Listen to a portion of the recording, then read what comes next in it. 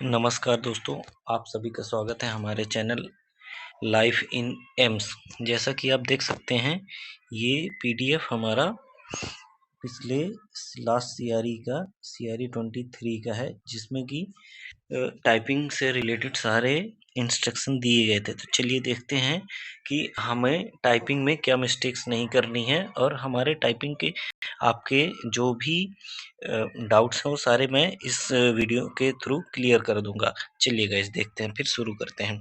तो ये हमारा पोस्ट कोड 29 था, जिसमें कि junior administrative assistant, senior administrative junior administrative assistant, lower division clerk, administrative assistant, LDC वगैरह की पोस्ट थी, जिसमें कि एडमिट 18 और 20 तारीख को एग्जाम हुआ था। तो सिलेबस तो आप सबको पता ही है, इस बार चेंज हो चुका है, बट टाइपिंग सेम ही रहने वाली है जहाँ तक है। तो चलिए स्किल टेस्ट के बारे में हम समझ लेते हैं कि क्या और कैसे होने वाला है। तो चलिए यहाँ पे शुरू करते हैं। ये देखिए, जैसा कि यहाँ पे लिखा है, skill test nature in examination qualifying, मतलब इसका मतलब होगा कि जो स्किल टेस्ट अपना होगा वो क्वालिफाइंग इन नेचर होगा। आपको पेपर पास करना है, उसके बाद आपको टाइपिंग सिर्फ क्वालिफाई करनी है, क्वालिफाइंग मार्क्स लाने हैं। उसमें कोई टाइपिंग के आधार पर मेरिट लिस्ट नहीं बनने वाली है। तो यहाँ पे हम देख सकते हैं मोड ऑफ एग्जामिनेशन।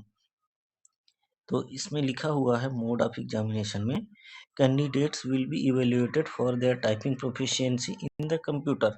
इसका मतलब कंप्यूटर पे टाइपिंग होगी अपनी, and the text typing will be provided in the language chosen by the candidate. आप जो लैंग्वेज चूज करेंगे टाइपिंग के लिए, उसी के आधार पर आपका टाइपिंग टेस्ट होगा। नेक्स्ट है लैंग्वेज ऑफ एग्जामिनेशन, हिंदी और English. Candidate can choose there English और हिंदी फॉर टेस्ट, जैसे कि यहाँ पे लिखा हुआ है, आप देख सकते हैं। तो आगे बढ़ते हैं। फर्स्ट पॉइंट में लिखा है फॉर द इंग्लिश टेस्ट जो नॉर्मल कीबोर्ड है अपना वही होगा, computer keyboard will be provided. तो इंग्लिश के लिए तो जो रेगुलर चलता है वही टाइपिंग कीबोर्ड होगा, बट मेन प्रॉब्लम है इंग्लिश के लिए कि इंग्लिश में हमारा क्या रहेगा। तो सेकंड पॉइंट में हमें इंग्लिश के लिए बताया गया है कि क्या रहने वाला है। तो for the Hindi test candidate are required to familiarise themselves with Mangal on the conventional English keyboard. मतलब कि इंग्लिश कीबोर्ड पे जो मंगल की टाइपिंग होती है वो मिलने वाला है आपको, और इनस्क्रिप्ट कीबोर्ड कृतिदेव मेनली। तो इसके आधार पर हम देख सकते हैं कि हमें दो टाइपिंग के लिए, दो हिंदी में दो की मिलने वाले हैं लेआउट। एक मंगल रहेगा और दूसरा की कृतिदेव इंस्क्रिप्ट रहेगा। नेक्स्ट देखते हैं skill norms, skill test norms. इसमें जो रहेगा कि qualifying speed for English typing test for 10 minutes. 30 English के लिए 35 वर्ड पर मिनट आपको लाने हैं, और इंग्लिश हिंदी के लिए गाइज आपको 30 वर्ड पर मिनट कंप्यूटर पे स्पीड आपको लानी है। तो इसका मतलब सीधा सीधा ये है कि अगर आप इंग्लिश टाइपिंग करना चाहते हैं तो इंग्लिश टाइपिंग के लिए आपको 30 वर्ड्स पर मिनट, 35 वर्ड्स पर मिनट लाने पड़ेंगे। और हिंदी टाइपिंग अगर आप करते हैं तो उसके लिए आपको 30 वर्ड्स पर मिनट की स्पीड लानी पड़ेगी, net speed. Calculation of speed next, यहाँ पे दिया हुआ है calculation of speed. Actual words in print being of unequal length, it is necessary to apply an uniform yardstick in counting words and calculation of error। तो calculation of words कैसे होगा उसके बारे में यहाँ पे दिया गया है। देख सकते हैं हम कि the standard major is 5 strokes character made a word that determine the words typed, therefore the number of stroke typed by the candidate will be divided by 5। इसके अनुसार हम ये समझ सकते हैं कि एक वर्ड 5 स्ट्रोक के बराबर काउंट करेंगे। नेक्स्ट बढ़ते हैं, चलिए देखते हैं नेचर ऑफ एरर्स। अब यहाँ पे लिखा हुआ है कि ये लोग नेचर ऑफ मिस्टेक कैसे, फुल मिस्टेक, हाफ मिस्टेक क्या कैसे काउंट करेंगे। तो यहाँ पे लिखा हुआ है फुल मिस्टेक के बारे में। तो चलिए देखते हैं ओमिशन, फुल मिस्टेक क्या कहलाएगा उसके बारे में दिया हुआ है। ओमिशन ऑफ एवरी वर्ड और फिगर इसका मतलब अगर कोई वर्ड हम छोड़ देते हैं, टाइप नहीं करते हैं, तो वो एक वर्ड एरर कहलाएगा।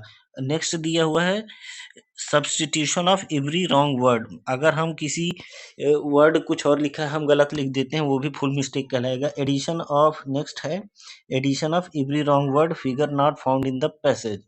मतलब कि अगर हम कोई एक्स्ट्रा वर्ड लिख देते हैं जो कि पैसेज में नहीं दिए गए हैं, तो वो भी फुल मिस्टेक कहलाएगा। अब नेक्स्ट बढ़ते हैं हाफ मिस्टेक क्या है। तो हाफ मिस्टेक के बारे में यहाँ पे दिया हुआ स्पेसिंग।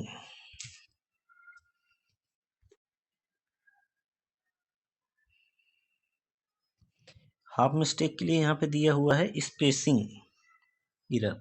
जैसे कि हम यहाँ पे देख सकते हैं, यहाँ पे spacing errors where no space और extra space is provided between two words और फिगर्स।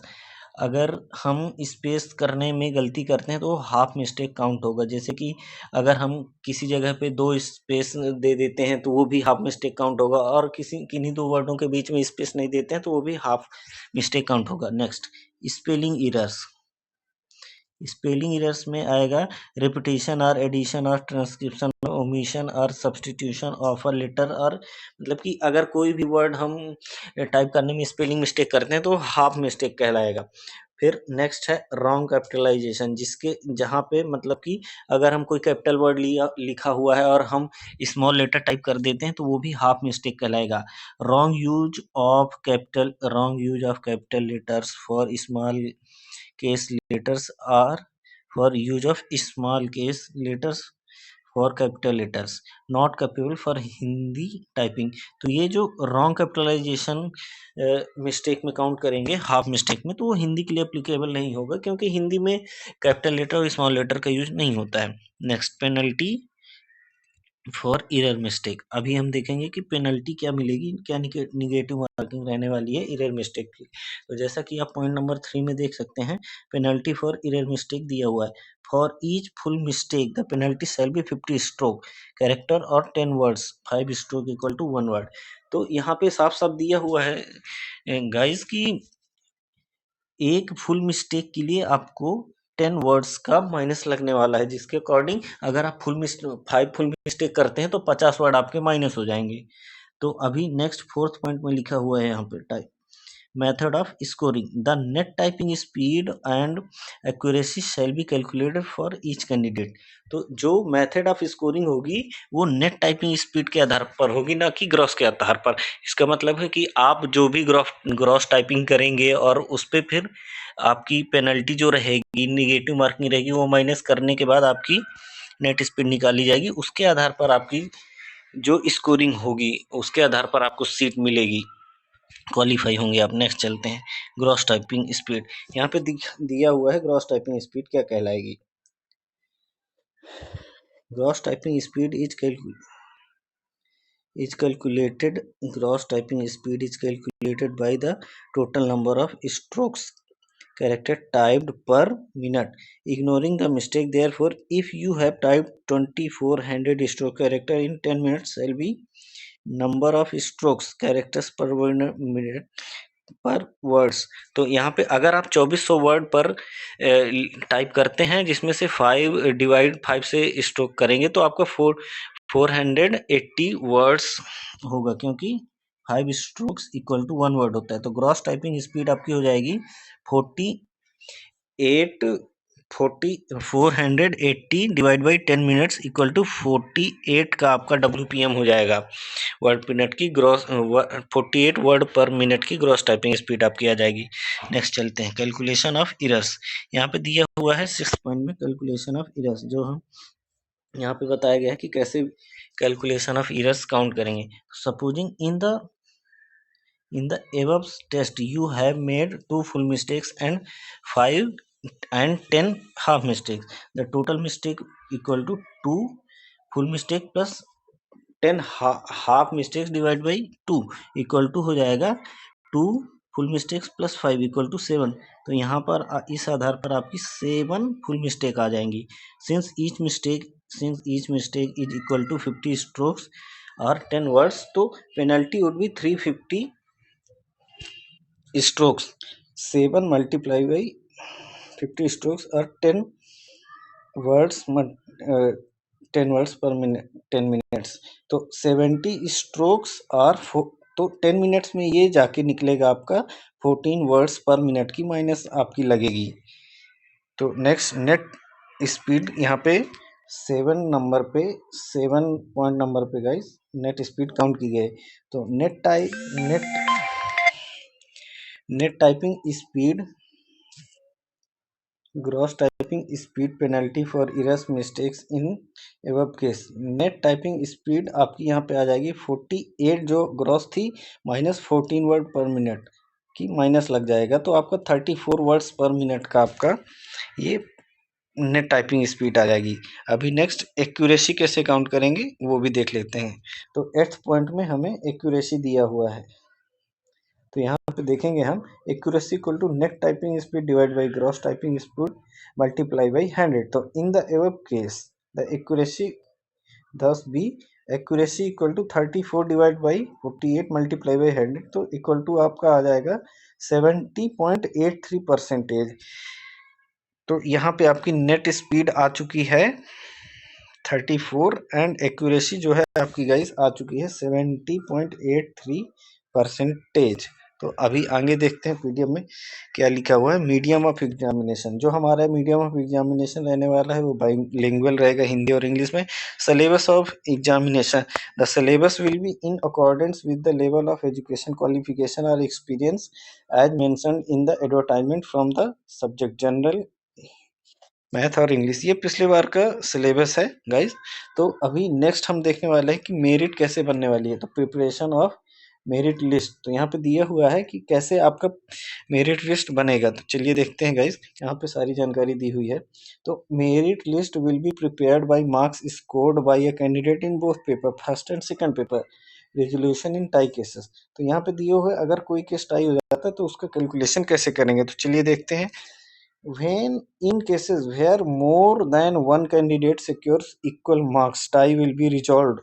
तो अगर किन्हीं दो पर्सन के इक्वल मार्क्स आते हैं तो टाई जो रिजॉल्व होगा वो उसके लिए यहाँ पे 4 मेथड दिए हैं। तो चलिए देखते हैं एक एक करके। तो पहला मेथड जो दिया हुआ है यहाँ पे उसमें दिया है merit in domain specific marks in domain specific part with candidate with higher marks will be placed higher in the merit. तो अगर किसी दो बंदों के या कैंडिडेट के मार्क्स बराबर है तो वहाँ पे जो डोमेन स्पेसिफिक पार्ट में जिसके नंबर ज़्यादा रहेंगे उसको आगे मेरिट में रखा जाएगा। नेक्स्ट जो सेकंड पॉइंट दिया हुआ है, accuracy of typing skill test candidate with higher accuracy will be placed above those with lower accuracy। तो यहाँ पे accuracy भी बहुत बड़ा रोल प्ले करती है। Accuracy of typing skill test candidate with higher accuracy, जिसकी हायर एक्यूरेसी रहेगी उसको ऊपर रखा जाएगा। तो सो गाइस आपको एक्यूरेसी पे ध्यान रखना है, आपको अपनी एक्यूरेसी हाई रखनी है, कम से कम मिस्टेक करनी है, जो कि आपको सिलेक्शन लेने में हेल्प करेगी एक्यूरेसी।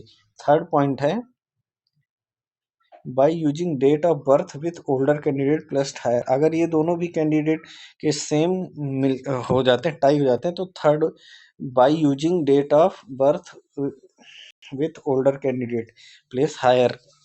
इसका मतलब साफ साफ है कि अगर ऊपर के दोनों केस टाई हो जाते हैं तो फिर डेट ऑफ बर्थ के हिसाब से आपको मेरिट लिस्ट में रखा जाएगा।